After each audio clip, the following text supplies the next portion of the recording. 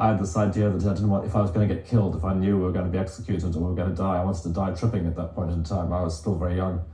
I took a huge amount of LSD with me because I had the sense that if I was going to get blown away, I at least wanted to be off my face, and it happened.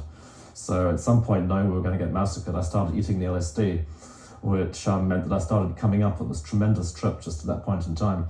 And at that point, it seemed like I could see much better in the dark. And it all seemed very peaceful and relaxed as well. And certainly very beautiful. I mean, very much like a big party. The constant flashing of the artillery had a sort of strobe effect. And the weirdest thing was that the aeroplanes, which were still taking off and bombing us, because of the Stingers, the heat-seeking rockets that Reagan had issued to the Mujahideen, the aeroplanes all dropped little parachute flares, these little hot flares to distract the rockets. So the whole sky was full of parachute flares, which were coming down on these parachutes very slowly towards the earth. They were so bright that they washed out the sky, so I couldn't see the real stars. It felt like the stars were coming slowly down towards us, which gave the funny impression as if the whole world was rising up very slowly towards the sky the whole time. Everything felt very light and big balls of flame, and then these sharp red lines, which were like lasers, which were actually tracer fire. But also, if you're tripping, one's eye tends to retain things for a split second longer, so the sort of cat's cradle of tracer fire was again very pretty. And I had this absurd impression that I could see where the landmines were, so it wouldn't really matter. And we headed off to the mountains. There was a field hospital we eventually got to after about a day. No doctors in the field hospitals, but a huge amount of morphine and analgesics. And everyone thought I was a doctor because I was from the West. So I got into this weird situation of being stuck in this field hospital trying to perform surgery on people and without really any honest-to-God knowledge of how to do it, and just a lot of LSD and analgesics.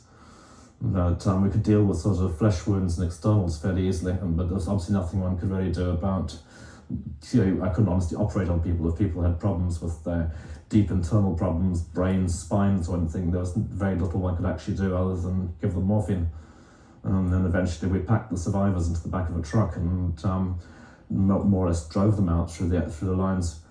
And that went on for a hell of a while. There was a long section which was just like Wages of Fear, that French trucking movie, where we had to try and get the truck back over the Kashkan Mountains, and all these trucks were full of stacked up bumper to bumper with people and ammunition and stuff, and all of it sliding backwards in the spring rains as the roads turned to mud, and snow and mud and days of that. And I remember the one truck fell off the pass and everyone died in the one truck, and just remembering those vultures hopping after us. By the end, they were literally vultures, which was always a bad sign. It's never good when vultures start gathering and start following you.